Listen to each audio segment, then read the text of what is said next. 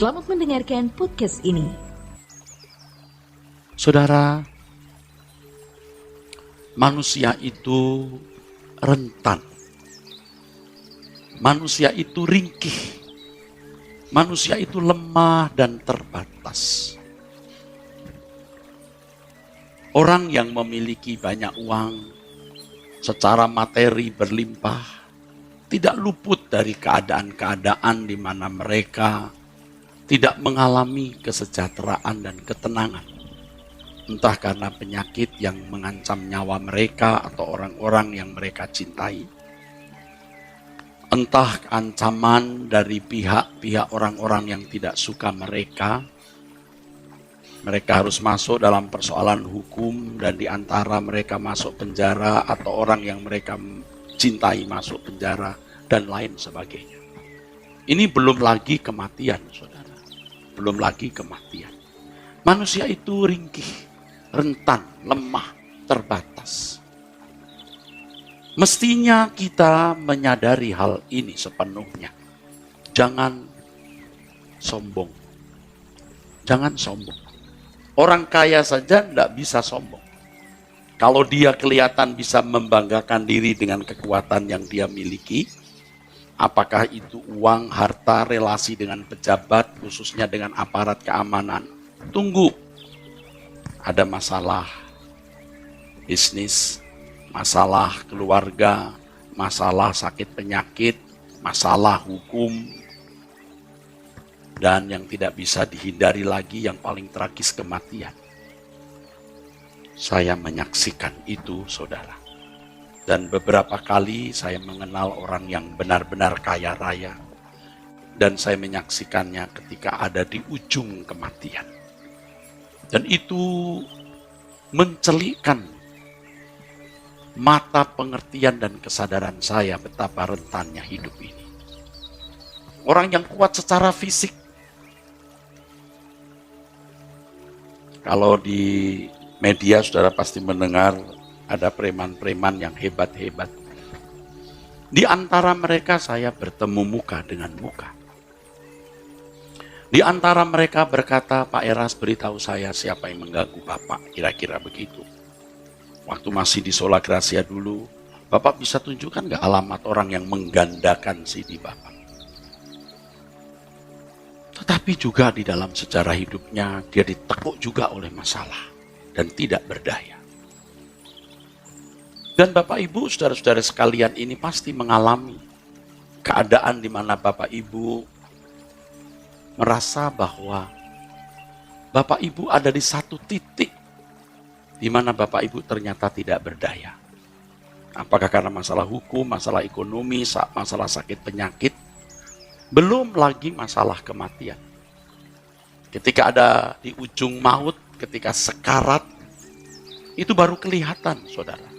Kegentaran orang terhadap realitas hidup.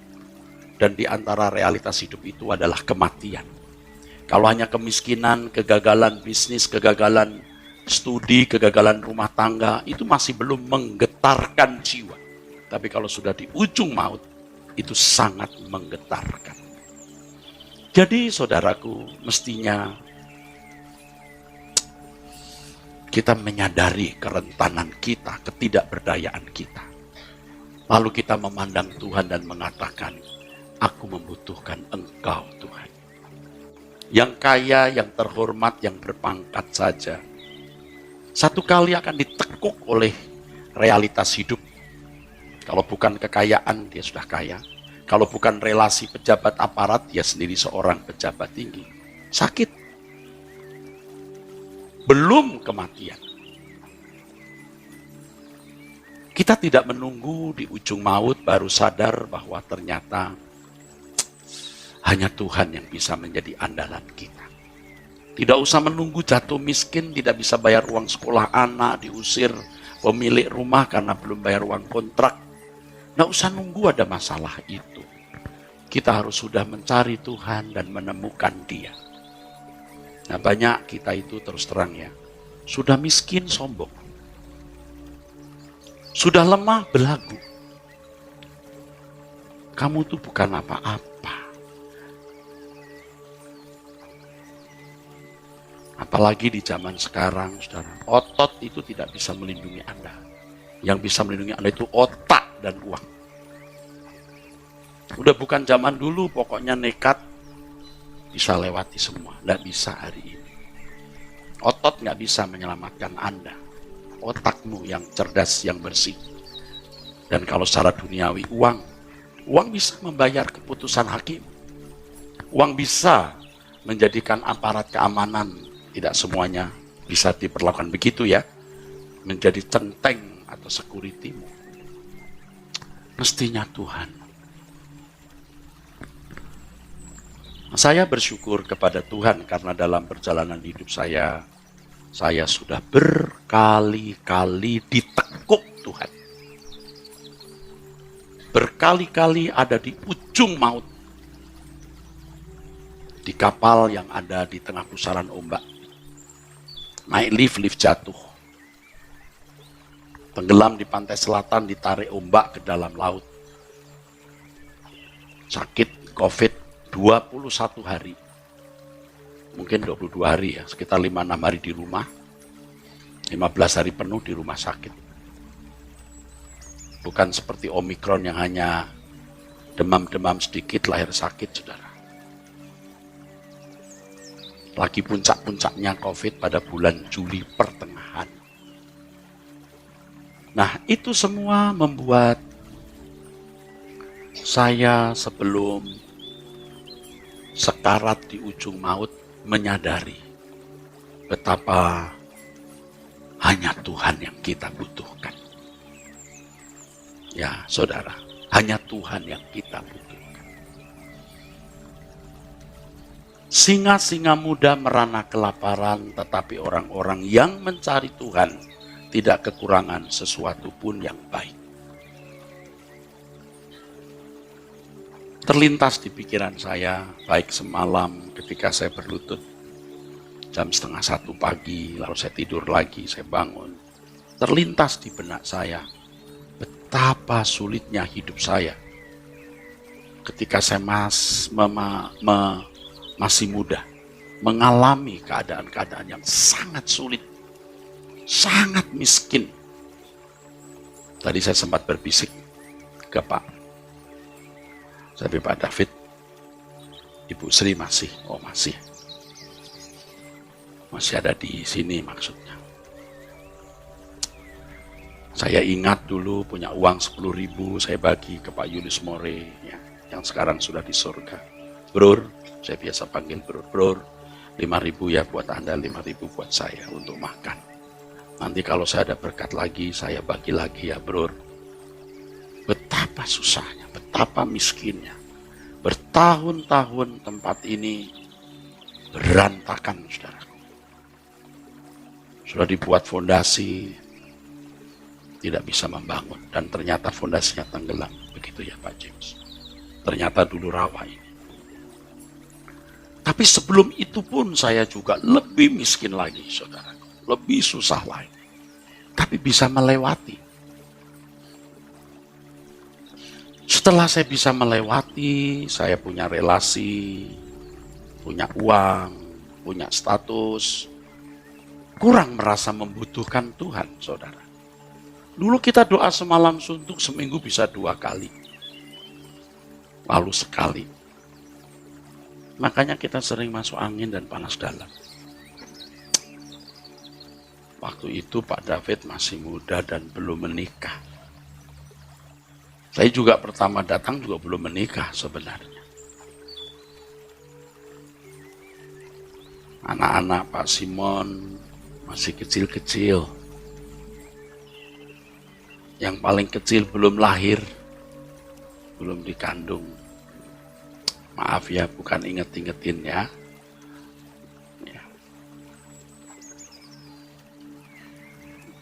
Masih sangat muda ya saudara. Nah, saya mulai merasa kuat. Lalu Tuhan tekuk saya, Tuhan lipat saya, Tuhan gerus saya, Tuhan remukan saya dengan berbagai persoalan. Ya, itu yang membuat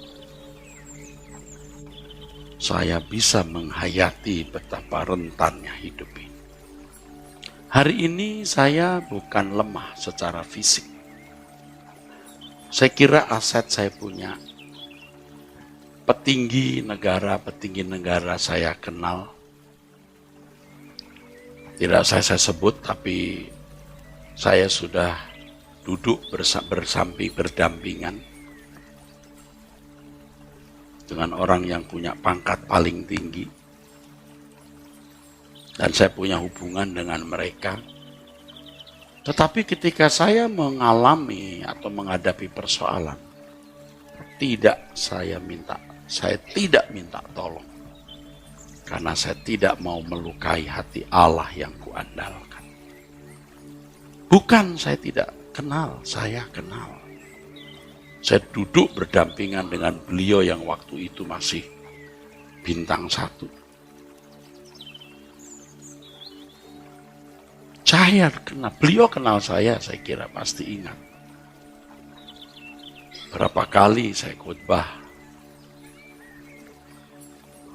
Natal di jajaran tinggi.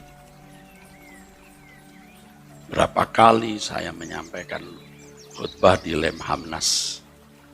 Tentu saya kenal orang-orang yang sekarang memegang kekuatan. Tapi saya tidak minta tolong dalam persoalan saya. Adapun kalau ada orang menolong, bukan karena saya minta tolong. Orang lain yang bicara. Saya juga tidak minta, saudaraku. Karena saya tidak mau melukai hati Tuhan, saudara.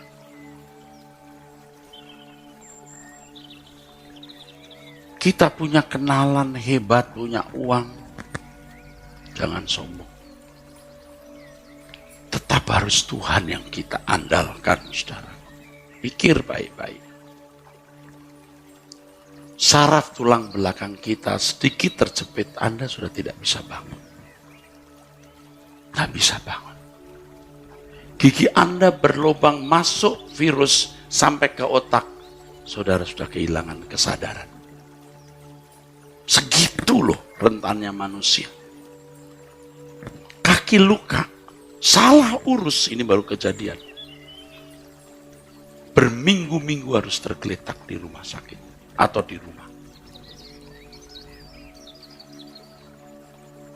Ya, karena melalui luka masuk virus masuk ke dalam darah. Wah, harus disuntik antibiotik sebanyak-banyaknya. Bukan hanya diminum, disuntik. Dan bayangkan kalau itu disuntik antibiotik dosis tinggi. Wah, saudaraku, panas dingin badan. Mual-mual, saudara.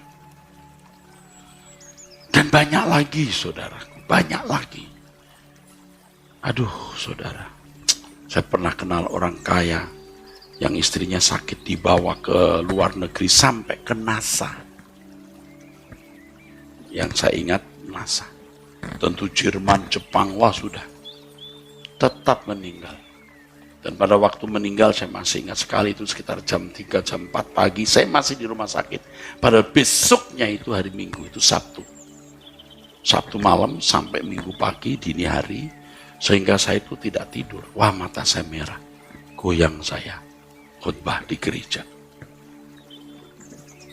Tapi lain waktu saya sudah tidak bisa begitu lagi karena usia saya sudah begini, saudara. Jangan sombong. Ini masih kok banyak ibu-ibu yang tidak mau sungguh-sungguh mencari Tuhan. Ya, banyak bapak-bapak yang sok jagoan. Pokoknya berani, jangan pakai otot. Itu binatang. Pakai pikiran yang sehat. Andalkan Tuhan. Waktu akan membuktikan apakah Anda orang yang layak dilindungi Tuhan atau tidak.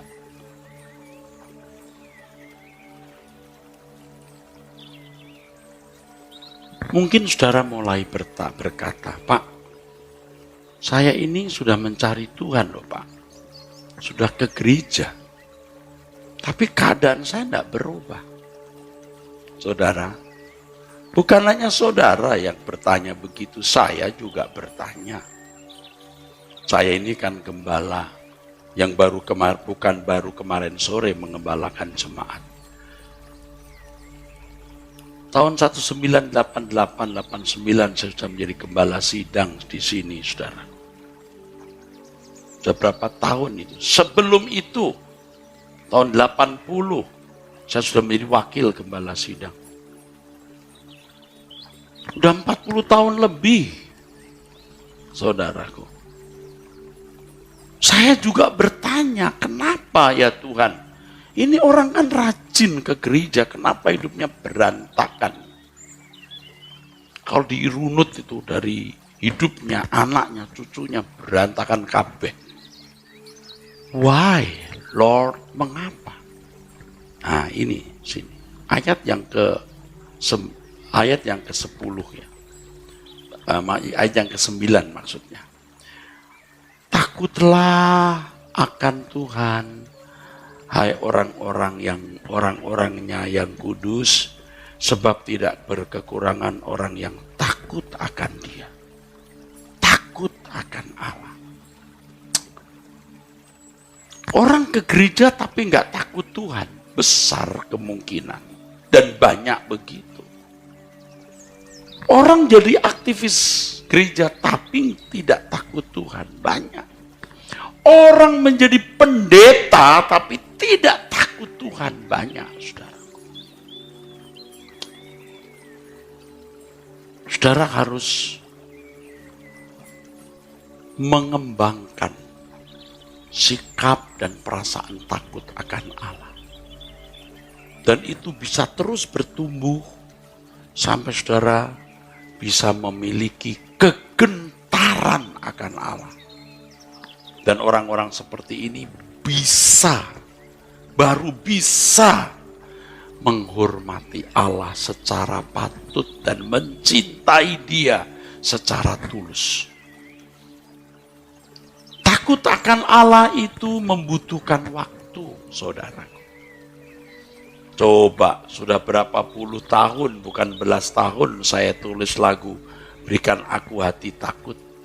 Itu album pertama.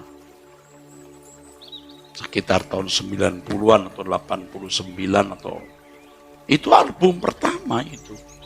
Berikan Aku Hati Takut akan Engkau. Apakah saya sudah takut akan Tuhan? Sudah, tapi tidak memadai. Masih bisa kurang ajar terhadap Tuhan. Tetapi melalui perjalanan waktu Tuhan ajar bagaimana memiliki takut yang proporsional, takut yang semestinya kepada Allah, sampai memiliki kegentaran akan Dia. Dan di situ baru kita bisa menghormati Allah secara benar dan mencintai Dia dengan tulus, saudaraku. Takut akan Allah.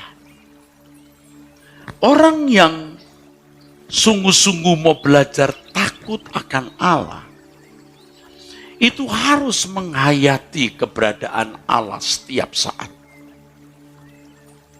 Dulu juga saya karang lagu, walaupun juga lewat proses juga saya baru mengerti apa yang saya tulis itu. Ironis ya, dia tulis tapi dia nggak mengerti banget itu. Itu dia, itu Eras maksud saya. Ku taruh Tuhan di mataku. Ku taruh Tuhan di depanku. Tetapi saya tidak memahami penuh maksud kalimat itu sebenarnya. Sudah sih, tapi tidak terlalu penuh. Lewat perjalanan waktu lagi. Untungnya saya belum sekarat. Jadi masih sehat, masih punya kesadaran. Saudara, pikiran saya masih sehat. Ya, fisik boleh lemah, tapi pikiran harus sehat. Dan mulai membangun penghayatan bahwa Allah itu hadir, Allah itu hidup. Kalau Kalau saudara mau takut akan Tuhan, saudara harus bisa menghayati Allah itu hidup dan hadir. Setiap saat. Setiap saat. Jadi bukan hanya pada waktu-waktu tertentu. Biasanya orang ketika ada dalam keadaan terjepit baru mencari-cari wajah Tuhan. Baru mencari wajah Tuhan. Mestinya setiap saat. Nah ini juga tidak mudah saudara. Karena waktu saudara di gereja, waktu saudara berdoa bersama, saudara berusaha menghayati Allah itu hidup dan hadir. Tapi setelah keluar dari gereja, Anda sudah tidak mampu menghayati kehadiran Allah. Ternyata waktu di gereja itu sebenarnya tidak menghayati kehadiran Allah dengan benar. Hanya tercekam oleh situasi liturgi, oleh suasana khidmat kebaktian, tapi bukan kehadiran Allah. Nah banyak orang begitu. Jadi di gereja ini hanya fantasi sesaat. Setelah itu ya boro-boro menghayati Allah. Fantasi saja dia tidak miliki. Ya, di gereja hanya fantasi. Keluar dari gereja boro-boro fantasi. Tidak ada sama sekali. Makanya orang yang mencari Tuhan itu setiap hari pasti menyediakan diri mencari wajah Tuhan. Saudara bisa nonton TV 1 jam, setengah jam, 2-3 jam. Apalagi yang suka nonton film seri, berjam-jam. Tapi doa 10 menit saja tidak. Tidak mungkin dia bisa menghayati Allah itu hidup. Tidak mungkin. Manusia itu, ini orang Kristen ya, saya nggak menyinggung orang beragama lain ya. Ini kan orang Kristen yang punya Immanuel, Allah beserta. Loh kok nggak dihayati? Bukan goblok ya, goblok banget. Nggak bodoh sih, tolol. Celaka. Tapi nggak sadar. Kenapa nggak menemui yang punya langit dan bumi? Yang kepadanya dalam doa Bapa kami kita mengatakan, Engkaulah yang empunya kuasa, kerajaan dan kemuliaan. Kenapa kita tidak mencari Dia dengan sungguh-sungguh? Saya ingat tadi pagi saya mengucapkan kalimat doa, Engkau satu-satunya duniaku Tuhan. The only world I have. Satu-satunya duniaku. Jadi kalaupun aku melakukan apapun, Engkau duniaku. Itu menghadirkan Tuhan. Dan itu harus kita kembangkan dalam diri kita. Tidak bisa cuma ikut-ikutan. Tidak bisa. Tidak bisa. Saudara harus mencari Tuhan. Nah, apalagi sudah makin tua kok. Mau nyari apa? Tapi karena sudah tidak terbiasa mencari wajah Tuhan. Nggak sanggup. Nggak sanggup mencari wajah Tuhan. Sudah kehilangan wajah Tuhan. Udah begitu sombong lagi. Udah begitu miskin lagi. Udah begitu nggak berpendidikan lagi. Apa yang mau dibanggakan, saudaraku? Biar saudara miskin, kampungan di mata manusia, tidak berpendidikan, tua, lemah. Kalau punya Tuhan, itu segalanya. Beri tepuk tangan. Ini tepuk tangannya belum siap, nggak apa-apa. Karena masih terpaku oleh khotbah ini. Jangan terlambat ya. Jangan nunggu jatuh miskin, tersudut, terjepit baru Anda mencari wajah Tuhan. Aduh saudara, kita harus mencari Tuhan tidak menunggu ada masalah yang mendesak. Jadi ketika kita mencari Tuhan, kita mengatakan aku membutuhkan Engkau Tuhan. Itu jangan mikir ada masalah-masalah apapun. Yang Anda pikir adalah Engkau menjadi kekasihku. Aku menjadi kekasihmu. Aku menjadi milikmu, Engkau jadi milikku. Itu yang kuperlu. Adapun masalah-masalah yang lain apapun, jangan Anda persoalkan dulu. Dan untuk menjadi kekasih Tuhan, kita harus menjadi orang kudus. Takutlah akan Tuhan, hai orang-orang kudus.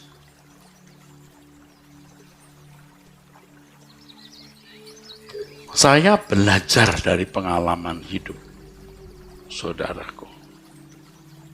Jadi saya punya masalah itu banyak, saudara. Masalah saya itu banyak sekali. Makin kemari kebutuhan sekolah, kampus ya, STT begitu besar. Kadang-kadang menakutkan, saudara. Kebutuhan pelayanan udah terlanjur besar, menakutkan, saudara. Saya suka tanya, saldonya berapa? Cukup nggak untuk bulan ini? Cukup, Pak. Jadi cukup saja. Ini bukan nilai kecil.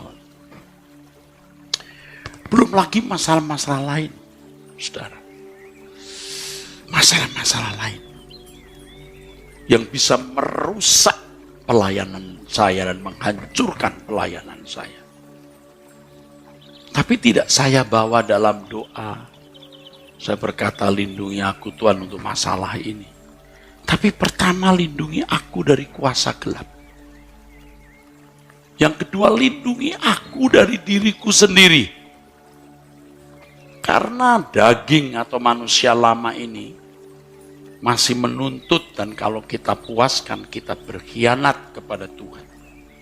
Yang ketiga, lindungi aku Tuhan dari pengaruh dunia sekitarku yang bisa merusak diriku. Yang keempat, lindungi aku dari malapetaka yang tidak mendewasakan. Yang kelima, baru dari orang-orang yang bermaksud jahat. Dari muda saya bukan orang suci atau sempurna, tapi saya menjaga kesucian. Tahun 1987, 88, 89 itu Sri, istrinya Pak Yunus itu masih muda dan cantik tentunya, putih. Itu kemana-mana pergi sama saya, saudara. Naik Vespa. Saya bonceng sana, bonceng sini. Anda tanya, pernah nggak dia saya sentuh dengan sentuhan yang salah demi nama Tuhan? Orang kedua yang selalu bersama-sama dengan saya itu Endang, istrinya Pak Thomas. Itu juga kemana-mana pergi dengan saya, sampai Pak Thomas pernah berkata, Pak, yang itu untuk saya. Ya deketin sendiri. Pernah enggak saya sentuh Endang dengan sentuhan yang salah? Wanita lain, saya dulu ketua pemudanya Ellen. Kita juga sering jalan di sini, ya tidak sedekat Endang atau Sri ya. Pernah enggak saya memandang dia dengan mata genit atau mata nafsu? Ini orang-orang lama yang waktu masih cantik-cantik, saudara. Sekarang juga lebih cantik ya.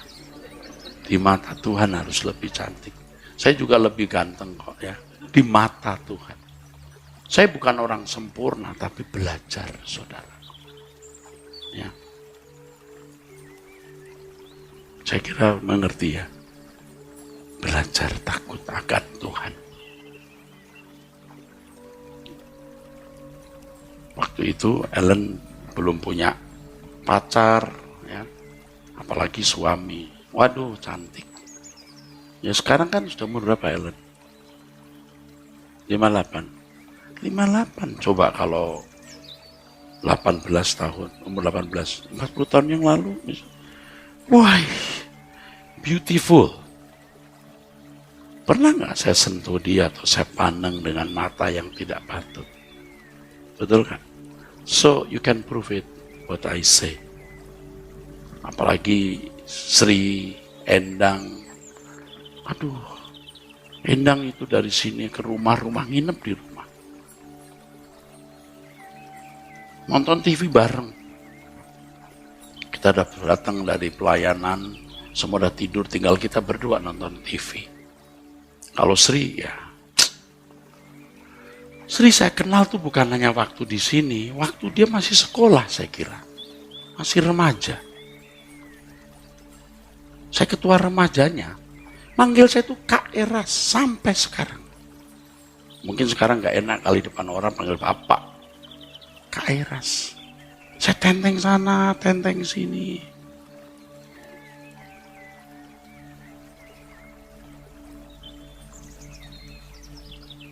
Saya tidak sempurna, saudaraku. Tapi saya belajar untuk hidup suci. Walaupun tidak selalu berhasil hidup suci. Tidak selalu. Karena tidak ada orang yang tidak pernah salah, saudara. Pasti nggak salah A, salah B. Kalau nggak B ya C. Kalau nggak A, B, C ada D. Semua kita orang-orang rusak. Dan dalam doa tadi pagi saya sempat berkata, Tuhan, aku pernah melewati tahun-tahun di mana aku berkhianat kepada. Iya, sudah merasa kuat, punya uang. Nggak pernah doa semalam suntuk. Dulu kita puasa berhari-hari, tidak makan, tidak minum. Begitu banyak duit, nggak puasa lagi. Nah, setelah Tuhan memberikan saya pembaharuan, ayo doa lagi. Udah, ayo puasa. Puasa deh 5 hari. Habis 5 hari, 40 hari. Habis 40 hari, 2 minggu. Kemudian 30 hari. Ini gila ini pendeta. Bukan gila, mau waras. Sebab kalau tidak begini kita tidak bisa benar. Kita mau belajar mengembangkan takut akan Allah. Dengan puasa, menyediakan diri, berdoa. Kita menghayati ada Allah yang hidup. Amin. Doa tiap hari jam 5 tidak pernah meleset kecuali waktu saya sakit. Dan kadang pernah 1 hari itu gangguan internet. Selebihnya tidak gagal loh. Tidak pernah gagal. Coba saudara. Tadi pagi jam 12:30 kaget saya bangun. Wah, udah jam 6. Wah, lewat doa.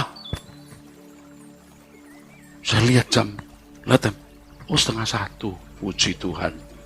Saya pikir jam 6 Pak David. Kayak jam 6 gitu kan. Lihat jam, mana mata kita sudah tidak terlalu jelas kan faktor usia. Wah, jam 6, waduh. Wah, lewat. Wah, mau doa pagi lewat. Wah. Saya dulu, terus saya lihat jam. Lihat handphone. Wah, 12:30 pagi. Lalu saya berlutut berdoa deh.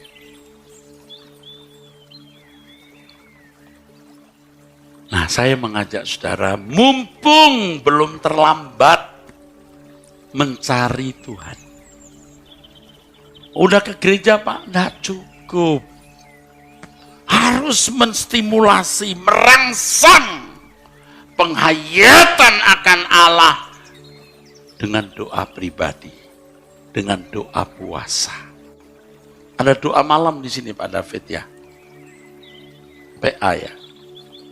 Nanti saya bikin doa Pak. Sekarang di sana PA udah saya ganti doa. Ya. Ya, kalau doa pagi jam 5 ya ikut Pak Era saja ya. Ikut gembala senior saudara ya.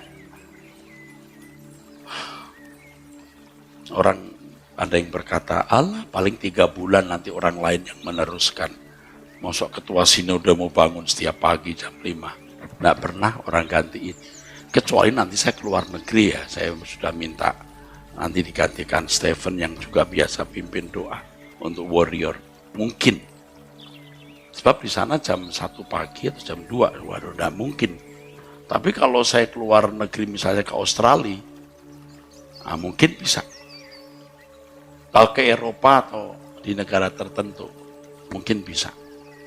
Kalau di Australia, di sini jam 5, di sana bisa jam 9 pagi atau jam 10, saya bisa. Kalau di Eropa, di sini jam 5, Eropa jam 12, jam setengah 1 pagi. Wah, susah. Kemarin saya juga keluar negeri, saudara, karena jamnya masih bisa pakai gitar, ya kan? Gitu. Stephen yang main, saya nyanyi, yang mimpin. Ayo kita cari Tuhan. Ayo. Rumah saudara sempit, pasti juga ada waktu yang saudara sediakan untuk mencari wajah Tuhan. Di situ kita akan menjadi orang yang menghormati Tuhan dan mencintai Tuhan dengan tulus. Kita baru bisa membangun kesucian yang benar.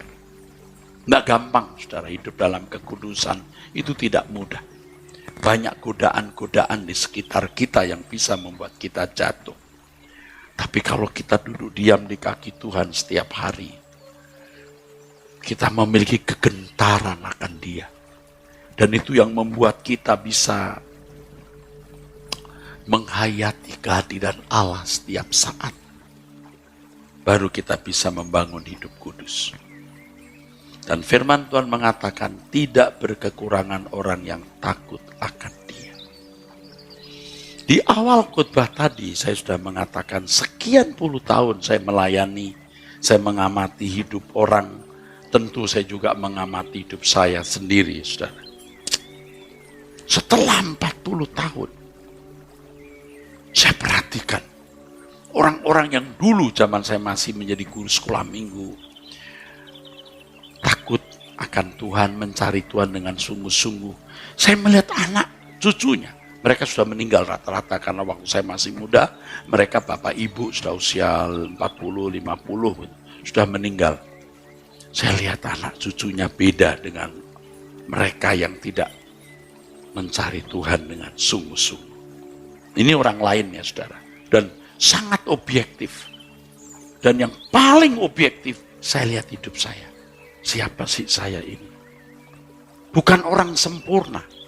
Tapi dari muda saya belajar hidup kudus. Walaupun tidak selalu saya berhasil. Sombong kalau saya berkata tidak pernah berbuat dosa. Kalau tidak berbuat dosa A, pasti B. Kalau nggak B, ya C. Kalau nggak A, B, C, masih ada D. Pasti ada salah. Kalau A dosanya nggak 10, ya pasti 4 atau 3. Mesti ada. Tapi ke depan, jangan berbuat dosa. Sekecil apapun, sehalus apapun. Katakan amin. Karena inilah yang membuat saudara terlindungi oleh Tuhan. Saya sudah kena COVID. Anak saya yang wanita satu-satunya. Wah, itu pukulan hebat. Nggak kepikir anak saya yang prestasi kuliahnya cum laude, manis, baik, nyanyi, baik, bisa begitu. Wah, itu pukulan, saudara. Wah, berat. Belum lagi kepikir itu anaknya Rick Warren, pendeta besar, itu anaknya meninggal bunuh diri. Kalau ada pendeta besar yang lain satu lagi depresi. Waduh, ngeri juga tuh Pak David saya. Waduh, makanya lagu itu yang sekarang. Ku perlu kau Tuhan. Gak bisa kan kamu ras? Gak bisa kan? Itu Tuhan tekuk saya, Tuhan gerus saya. Tapi gak usah nunggu kita begitu. Nah, kalau saya mengalami itu karena memang saya harus jadi kelinci percobaan. Supaya saya bisa menasehati orang. Setelah itu radikal sekali perubahan saya, radikal sejak itu. Sejak sakit COVID ini. Puasa. Siapa sih orang yang mau puasa 5 hari, 40 hari, 30 hari. Sering 24 jam, sering 24 jam. Kadang-kadang hanya 20 jam, betul.